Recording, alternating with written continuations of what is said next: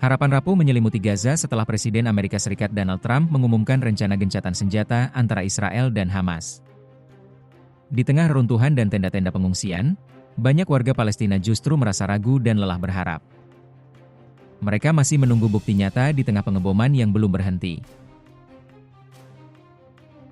Menurut laporan Al Jazeera, banyak pengungsi yang awalnya menyambut positif langkah Trump kini kembali dilanda pesimisme.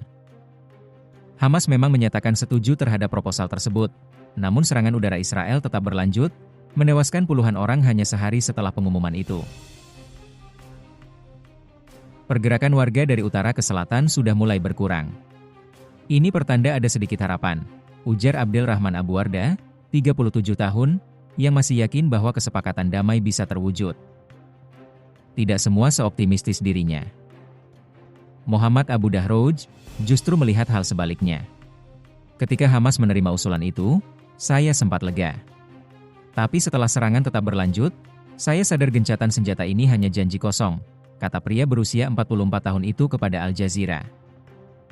Sementara itu, Sana Al-Abed, seorang ibu 7 anak yang telah mengungsi selama lebih dari setahun, mengaku sudah berhenti mengikuti berita. Saya pikir gencatan senjata sudah dimulai.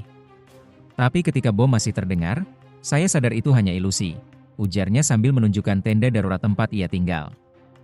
Sejumlah warga juga menyoroti isi proposal Trump yang berisi 20 poin, termasuk pelucutan senjata Hamas dan masuknya pasukan internasional untuk mengatur Gaza.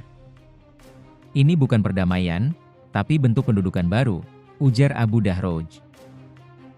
BBC melaporkan bahwa sebagian warga Gaza khawatir rencana tersebut hanya menguntungkan Israel, terutama karena pasukan negara itu terus menggempur wilayah selatan meski kesepakatan tengah dibahas. Bagaimana kami bisa percaya komitmen Israel kalau mereka terus berperang?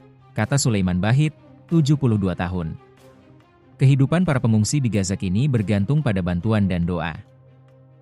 Banyak dari mereka kehilangan rumah, pekerjaan, bahkan keluarga. Perang menghancurkan semua impian dan martabat kami, ucap Abu Wardah yang kini tinggal di tenda kerabatnya. Meski demikian, sebagian kecil warga masih memelihara harapan. Saya tidak tahu apakah rencana ini akan berhasil, kata Al-Abed.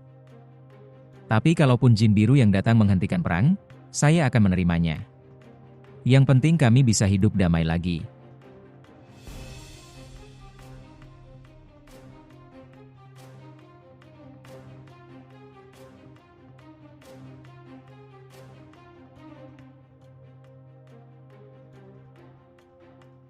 Download Tribun X sekarang, menghadirkan lokal menjadi Indonesia.